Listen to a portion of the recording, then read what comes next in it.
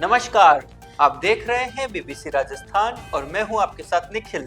स्वागत है आपका हमारे स्पेशल मिड डे बुलेटिन में। यहां मिलेंगी आपको दोपहर तक की प्रदेश की हर बड़ी खबर। मिड डे बुलेटिन में अब तक की बड़ी खबरों पर एक नजर डालते हैं। क्या है आज खास? गनोड़ा में श्री राम कथा का आयोजन कल से 2 जनवरी तक चलेगा आयोजन। कमलेश भाई शास्त्री होंगे कथा व्यास। हड़मतिया में लोगों को जीवन रक्षक किट वितरित की। 104 वर्षीय वरिष्ठ नागरिक चौहान का हुआ सम्मान। बांग्लादेश में हिंदुओं के खिलाफ अत्याचार पर प्रदर्शन।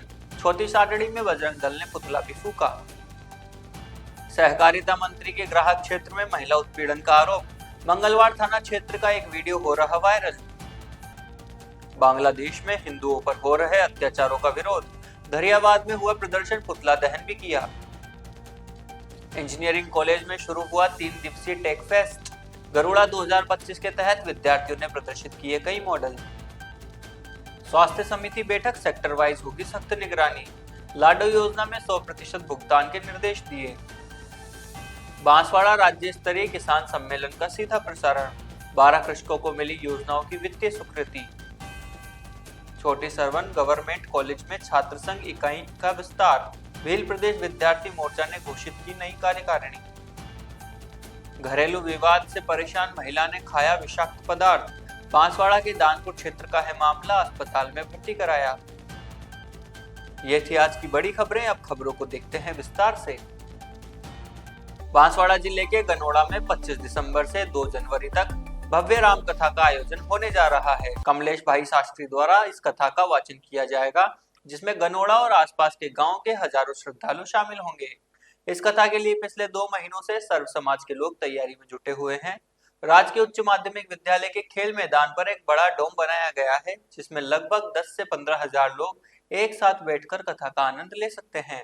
कथा के दौरान सामाजिक समरसता को बढ़ावा देने के लिए विशेष आयोजन किए जाएंगे, जैसे कि कलश यात्रा और भजन के साथ भोजन।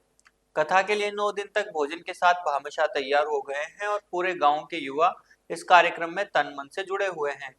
लोग पानी, अनाज, पैसा और श्रमदान के रूप में सहयोग कर रहे हैं। कार्यक्रम में 26 दिसंबर को भजन संध्या, 27 दिसंबर को अखिल भारतीय कवि सम्मेलन, 28 दिसंबर को संगीत संध्या और 1 जनवरी को प्रख्यात भजन गायक भरत सुतार की भजन संध्या शामिल है। गनोड़ा के सर्व समाज जनों ने आसपास के गांवों में जाकर निमंत्रण पत्रिका भी बांटी है। महावीर इंटरनेशनल डडुका द्वारा आयोजित एक कार्यक्रम में लोगों को जीवन रक्षक किट का वितरण किया गया। यह किट हार्ट अटैक आने पर सबसे पहले दी जाने वाली दवाओं में शामिल है। इसके माध्यम से किसी को भी तत्काल राहत दी जा सकती है। जीवन रक्षक किट बांटने के साथ ही लोगों को इसके उपयोग के बारे में भी समझाया गया। संगठन के international director knowledge sharing Ajit Kotia ने बताया कि ज्यादा से ज्यादा लोगों के पास यह किट होना चाहिए, ताकि इमरजेंसी के समय इसका उपयोग किया जा सके। आयोजन के दौरान 104 वर्षीय वरिष्ठ नागरिक मदन सिंह चौहान का माल्यार्पण में शाल उठाकर स्वागत किया गया। साथ ही संस्था द्वारा प्रशस्ति पत्र भेंट कर उन्हें सम्मानित भी किया गया। केंद्र अध्यक्ष रणजीत सिंह सोलंकी ने मदन सिंह के स्वस्थ दीर्घायु जीवन की कामना की। केंद्र के वृद्ध सम्मान योजना में यह आयोजन किया गया था। इस अवसर पर उनके पुत्र पूर्व थाना प्रभारी करण सिंह चौहान भी भावुक हो गए।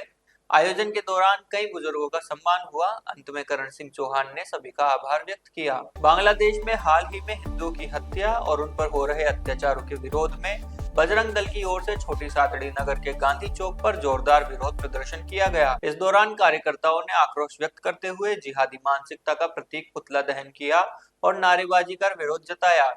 प्रदर्शन को संबोधित करते हुए वक्ताओं ने कहा कि बांग्लादेश में लगातार हिंदू समाज को निशाना बनाया जा रहा है, जो मानवाधिकारों और लोकतांत्रिक मूल्यों के खिलाफ है। उन्होंने केंद्र सरकार और अंतर्राष्ट्रीय समुदाय से मांग की कि बांग्लादेश में हिंदुओं की सुरक्षा सुनिश्चित करने के लिए ठोस कदम उठाए जाएं। प्रदर्शन के दौरान बजरंग दल जिला संयोजक शमशेर सिंह, विजय माली, नागेश माली, भाजपा नगर अध्यक्ष प्रदीप उपाध्याय, महामंत्री अजीत दुगड़, गोविंद गिरी गोस्वामी सहित बड़ी संख्या में बजरंग दल व भाजपा कार्यकर्ता मौजूद रहे। बड़ी सादड़ी विधानसभा में प्रशासनिक लापरवाही और महिला उत्पीड़न का एक मामला सामने आया है। आरोप है कि सहकारिता मंत्री गौतम तक के गृह क्षेत्र में महिलाओं के साथ अवैध वसूली, दुर्व्यवहार, प्रताड़ना और अपमान की घटनाएं सामने आ रही है, जिससे महिला सुरक्षा पर सवाल उठ रहे हैं। मंगलवार थाना क्षेत्र का एक वायरल वीडियो पुलिस की भूमिका पर सवाल खड़े कर रहा है। आमजन में आक्रोश है और प्रशासन की कार्यप्रणाली पर शर्मनाक उदाहरण बताया जा रहा है। स्थानीय लोगों और सामाजिक संगठनों का कहना है कि भाजपा सरकार के महिला सुरक्षा के दावे जमीनी हकीकत से दूर हैं। शिकायतों के बावजूद प्रशासन निष्क्रिय है, जिससे दोषियों के हौसले बुलंद है। क्षेत्रवासियों ने वायरल वीडियो की निष्पक्ष जांच और दोषी अधिकारियों कर्मचारियों के खिलाफ सख्त कार्रवाई की मांग की है, ताकि महिलाओं को न्याय मिल सके और भविष्य में ऐसी घटनाओं पर रोक लगाई जा सके। बांग्लादेश में हिंदू समुदाय पर हो रहे अत्याचार, हमलों और हत्याओं के विरोध में धरियावाद नगर में बजरंग दल, विश्व हिंदू परिषद एवं विभिन्न राष्ट्रवादी संगठनों के संयुक्त तत्वाधान में विरोध प्रदर्शन किया गया। यह प्रदर्शन नगर के मुख्य बस स्टैंड पर आयोजित किया गया, जहां हिंदूवादी संगठनों ने बांग्लादेश सरकार का पुतला दहन कर अपना आक्रोश व्यक्त किया। प्रदर्शन के दौरान कार्यकर्ताओं ने नारे लगाते हुए बांग्लादेश में हिंदुओं की निर्मम हत्या, धार्मिक उत्पीड़न एवं बहन बेटियों पर हो रहे जुल्म ज्यादतियों का कड़ा विरोध किया। बजरंग के नगर अध्यक्ष गौरव पारिक ने बताया कि बांग्लादेश में हिंदू अल्पसंख्यकों को सुनियोजित तरीके से निशाना बनाया जा रहा है, जबकि वहां की सरकार मूकदर्शक बनी हुई है। प्रदर्शनकारियों ने कहा कि बांग्लादेश में रहने वाले हिंदू समुदाय की सुरक्षा को लेकर गंभीर चिंता का विषय बना हुआ है। उन्होंने भारत सरकार से मांग की कि वह इस मुद्दे को अंतर्राष्ट्रीय मंचों पर उठाए तथा बांग्लादेश सरकार पर दबाव बनाकर वहां के हिंदुओं की जान माल की सुरक्षा सुनिश्चित कराए। इसके साथ ही प्रदेश में अवैध रूप से रह रहे विदेशी नागरिकों की पहचान कर उनके विरुद्ध सख्त एवं उचित कार्रवाई की मांग भी की गई। संगठनों ने कहा कि राष्ट्रीय सुरक्षा एवं सामाजिक संतुलन बनाए रखने के लिए यह आवश्यक कदम है। प्रदर्शन शांतिपूर्ण रहा। कार्यक्रम के समापन पर सभी संगठनों ने एकजुट होकर हिंदू समाज की सुरक्षा एवं अधिकारियों के लिए संघर्ष जारी रखने का संकल्प लिया। जय श्री राम, जय गौ माता, जय भारत माता। आज बांग्लादेश में जो वर्तमान स्थिति हुई है कि कुछ ऐसे आपत्तिजनक लोगों ने हिंदू भाइयों को बिना किसी गलती के दौड़ा कर मार पीट के मार दिया गया। उसके विरोध प्रदर्शन में आज हम धरियावाद में उस वहाँ के प्रशासन का और वहाँ की सरकार का और बांग्लादेश का हम विरोध करते हैं कि आने वाले समय में वापिस दोबारा ऐसी गलतियां नहीं हो। और हम यही चाहते हैं, हमारा उद्देश्य यही है यहाँ पर एकत्रित होने का कि ऐसी गलतियां भारत देश में कहीं पे भी नहीं हो। जो धरियावाद में और भारत देश में अधिकतर जगहों पर बहुत सारे जने जो है बांग्लादेश के हैं या फिर अधिक देशों के हैं, वो सब आकर यहाँ पर रह रहे हैं। तो हमारा प्रशासन से हाथ जोड़ के ही आग्रह है कि प्रशासन उस पर बिल्कुल अच्छी तरीके से कार्रवाई करे। जय श्री राम, जय गौ माता। गोविंद गुरु जनजाति विश्वविद्यालय बांसवाड़ा के कॉलेज ऑफ इंजीनियरिंग में 3 दिवसीय टेक फेस्ट गरुड़ा 2025 का भव्य शुभारंभ हुआ। कुलगुरु प्रोफेसर केशव सिंह ठाकुर ने इसका उद्घाटन किया।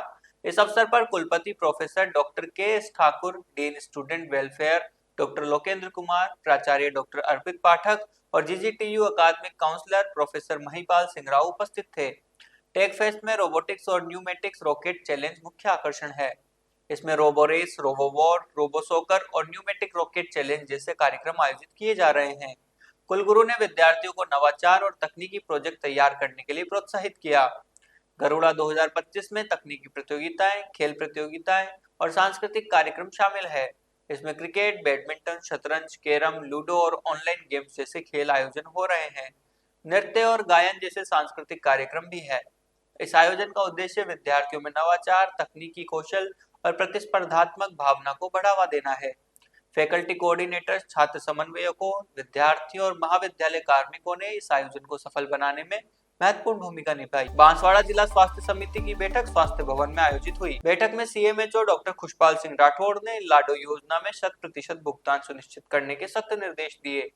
उन्होंने कहा कि लाभार्थी स्वयं उपस्थित हो रहे हैं, ऐसे में किसी भी स्तर पर भुगतान में लापरवाही बर्दाश्त नहीं की जाएगी।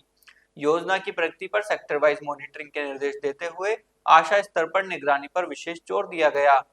सीएमएचओ ने एएनसी और 4 विजिट एएनसी में कम से कम 90% उपलब्धि अनिवार्य करने को कहा। बीसीएमओ व मेडिकल प्रभारी माह में एक बार डेटा वेरिफिकेशन करेंगे। एफसीएम इंजेक्शन के 22,900 के लक्ष्य को शीघ्र पूरा करने के निर्देश दिए गए।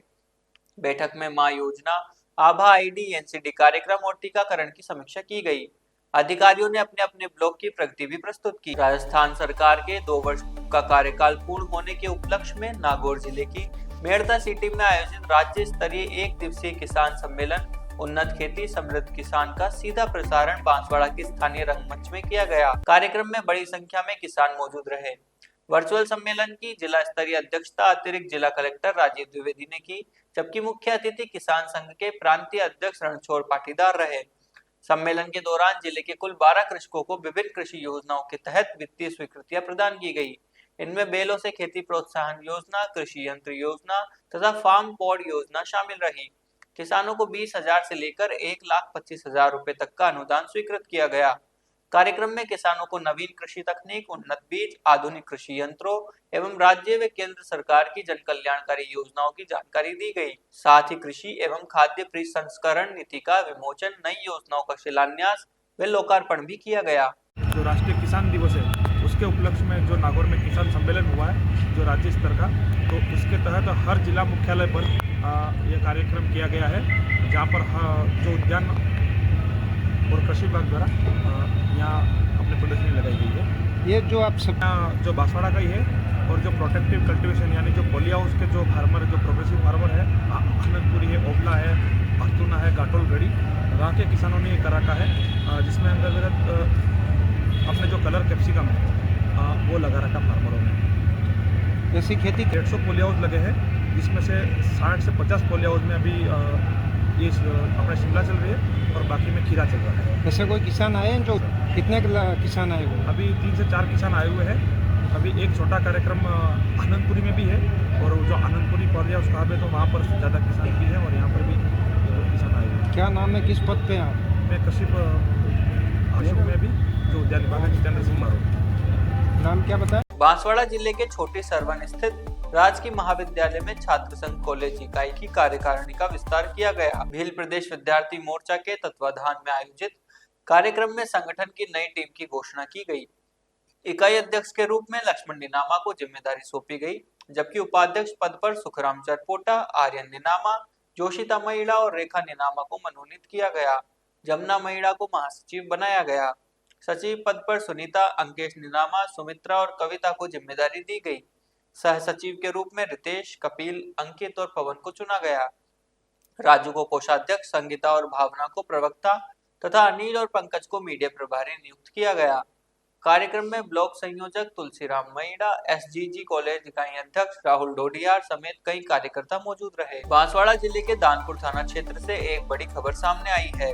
घरेलू विवाद से तंग आकर 43 वर्षीय महिला ने विषाक्त पदार्थ का सेवन कर लिया। महिला की तबीयत अचानक बिगड़ने पर परिजन तुरंत उसे जिला अस्पताल लेकर पहुंचे, जहां 108 एम्बुलेंस की मदद से महिला को भर्ती कराया। प्राप्त जानकारी के अनुसार महिला की पहचान सुगना पत्नी सूखा, निवासी गागरवा गांव के रूप में हुई है। परिजनों ने बताया कि पति पत्नी के बीच किसी बात को लेकर नोकझोंक हुई थी, जिसके बाद महिला ने यह कदम उठा लिया। विषाक्त पदार्थ का सेवन करने के बाद महिला की हालत बिगड़ने लगी, जिससे घर में अफरा तफरी मच गई। फिलहाल महिला का जिला अस्पताल में डॉक्टरों की निगरानी में इलाज जारी है। चिकित्सकों के अनुसार महिला की स्थिति पर लगातार नजर रखी जा रही है। घटना की सूचना संबंधित थाना पुलिस को भी दी गई है, जो मामले की जांच में जुटी हुई है।